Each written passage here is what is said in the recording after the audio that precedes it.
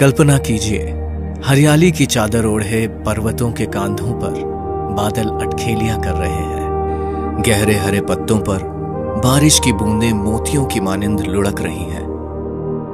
ऊंची चट्टानों से झरने यूं गिर रहे हों जैसे चांदी बह रही है। बेबाक बेरोक कल कल बहती पहाड़ी नदियां जीवन का राग सुनाती हैं। और इन सब के बीच से आप एक ट्रेन में बैठकर गुजर रहे हो। जी हां, इस अनूठे अनुभव को आप जी सकते हैं भारतीय रेल की हेरिटेज ट्रेन यात्रा करके। भारतीय रेल ने महू और कालाकुंड के बीच लगभग 140 साल से अधिक पुराने रेलवे ट्रैक पर यह ट्रेन चलाकर मध्य प्रदेश के इन अनदेखे व ऐतिहासिक पर्यटन स्थलों के अनूठे पर्यटन अनुभव का अवसर पर्यटकों को उपलब्ध करवाया है।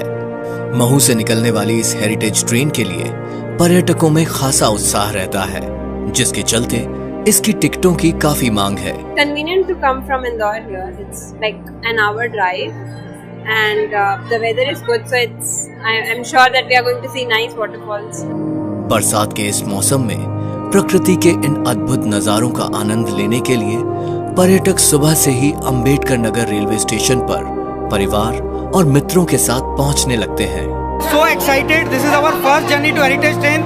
Thanks to MP government for arranging this beautiful moment, because it's an adventurous tour for everybody, and we have a lot of place near surround by Mahou, which we have a natural beauty there.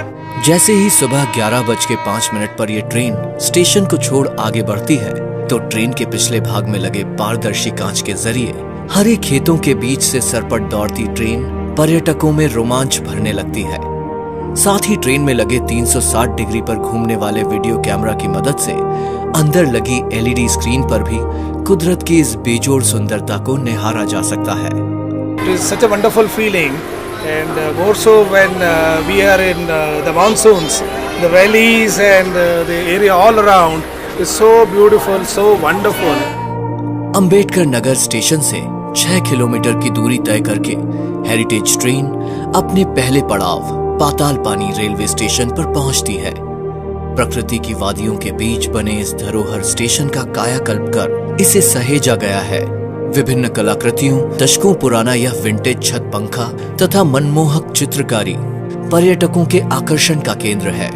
15 minute के लिए जब यह train यहाँ रुकती है, तो पर्यटक संगीत की धुनों पर थिरकने लगते हैं। पाताल पानी स्टेशन से आगे बढ़कर ट्रेन कुछ ही दूरी पर जब रुकती है, तो वो स्थान आता है जिसका पर्यटक बेसब्री से इंतजार कर रहे होते हैं, पाताल पानी जलप्रपात।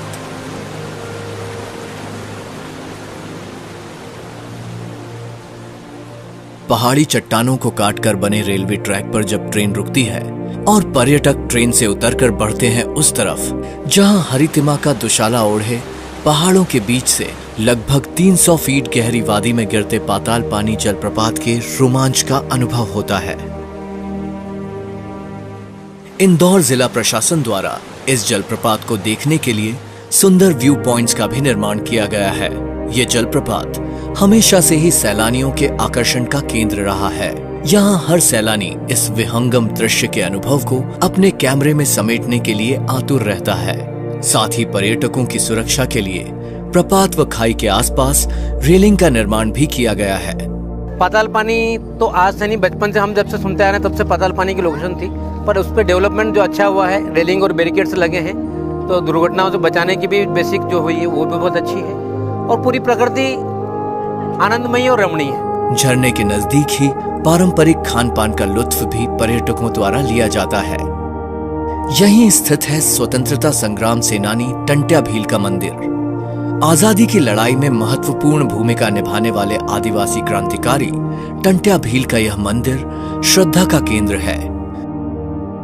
लगभग 40 मिनट बाद यह धरोहर रेलगाड़ी अपनी अगली मंजिल ब्रिज नंबर 647 के लिए निकल पड़ती है, लेकिन उसके पहले ट्रेन में मौजूद पेंट्री में उपलब्ध नमकीन और चाय की चुस्कियां इस मनोरम यात्रा का मजा दुगना कर देती हैं। यहाँ से इन घने जंगलों का सौंदर्य अप्रतिम ऊंचाइयों को छूने लगता है। कहीं गहरी वादियां, उन वादियों में बसे छोटे छोटे गांव, कहीं दोनों ओर काली चट्टानों की गूंज, कहीं कल कल बहती छोटी नदियां, तो कहीं रिमझिम बरसती बरसात। आप इन सबको निहार रहे होते हैं तभी ट्रेन गुजरती है पहाड़ को काटकर बनी सुरंग से। सुरंग के भीतर चंद सेकंड्स का अंधेरा पर्यटकों को रोमांचित कर देता है। सबसे अद्भुत और अविस्मरणीय दृश्य वो है जब गुफा के अंदर बिल्कुल डार्क अंधेरा रहता है, तब वास्तव में हेरिटेज का एहसास होता है। इस ट्रैक पर बनी लगभग 1.5 सदी पुरानी ये 4 सुरंगें इस यात्रा के रोमांच को बढ़ा देती हैं। 4 किलोमीटर चलने के बाद ट्रेन पहुंचती है ब्रिज नंबर 647 पर। लगभग 100 साल पुराना यह पुल वास्तुकला व इंजीनियरिंग की अद्भुत मिसाल है। यहाँ 40 मिनट रुककर पर्यटक ब्रिज से लगी हुई घाटियों पहाड़ियों को निहारते हैं। ब्रिज के मुहाने पर ही मिलती है तीसरी सुरंग। यहाँ से हेरिटेज ट्रेन चल पड़ती है अपने अंतिम पड़ाव कालाकुंड के लिए। 16 किलोमीटर की इस यात्रा में हर सैलानी अपने आप को प्रकृति की गोद में पाता है। ट्रैक के दोनों तरफ कहीं हरे पेड़ों की लटकती टहनियां तो कहीं रंग बिरंगे जंगली फूलों की डालियां ट्रेन की खिड़की पर बैठे पर्यटकों को यूं छू कर निकलती है मानो उनका अभिवादन कर रही हो। यहाँ रेल की पटरी के अलावा होता है केवल ऊपर की ओर घटाओं से भरा आसमान, सामने विराट पहाड़ और दोनों तरफ प्रकृति और इसका जादू।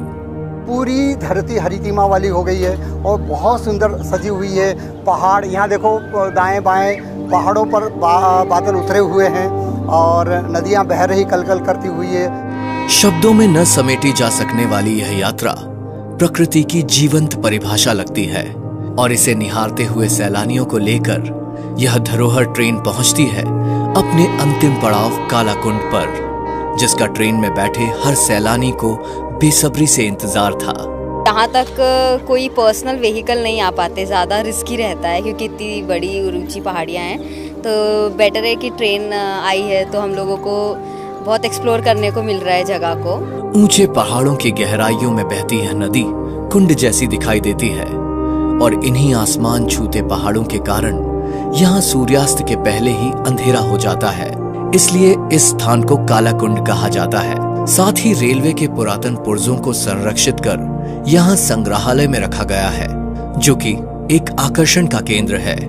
प्रकृति की असीमित सुंदरता के साथ साथ यहाँ का कलाकंद भी विश्व प्रसिद्ध है। सैलानियों के अलग अलग ग्रुप्स और परिवार साथ लाए भोजन का आनंद उठाते हैं। परिवार के लिए घूमने के लिए बहुत अच्छी ट्रेन है। सारे परिवार के समेत आप आ सकते हैं। यहाँ पे रास्ते में पाताल पानी, कालाकुंड, सारी जगह बहुत ही सुंदर है और अद्भुत है। इसके अलावा यहाँ स्थित भोजनालय से भी शुद्ध व स्वादिष्ट भोजन का लुत्फ उठाया जा सकता है। भोजन के बाद कई सैलानी चोरल नदी की लहरों का आनंद उठाते हैं, तो कई पास स्थित प्राचीन हनुमान मंदिर व माँ दुर्गा मंदिर में दर्शन लाभ लेते हैं। और अभी हम कालाकुंड में रुके हैं, जहाँ बिल्कुल मनोहरी आसपास पूरी पहाड़ियाँ हैं, पास में चोरल नदी बह रही है कलकल। वहीं बच्चों के लिए पहाड़ों की गोद में लगे ये झूले इस यात्रा को और मनोरंजक बना देते हैं। यहाँ हर स्टॉप पर साफ सुथरे शौचालयों की व्यवस्था तथा स्वच्छता का पूरा ध्यान रखा गया है। हेरिटेज ट्रेन के 2 घंटे के पर्याप्त स्टॉप में यहाँ सैलानियों द्वारा कुदरत की सुंदरता का आनंद लेने के बाद शाम 4 बजे समय आता है वापसी का। Karakund is quite amazing. The scenery, the beauty we could see and witness. It's one of the lifetime experience. For the family get together and we enjoyed a lot. Yes. We really recommend the people to come in this train. It's very amazing. If you come with your family, you will enjoy a lot. हर एक सैलानी अपने हृदय में इस रोमांचक, मनोरम, अद्भुत व अविस्मरणीय यात्रा के अनुभव लिए शाम 4 बजे अंबेडकर नगर रेलवे स्टेशन के लिए वापस निकल पड़ता है। यकीनन महू और कालाकुंड के बीच हेरिटेज ट्रेन की यह 16 किलोमीटर की यात्रा मध्य प्रदेश के पर्यटन में अपना एक अलग स्थान बना चुकी है।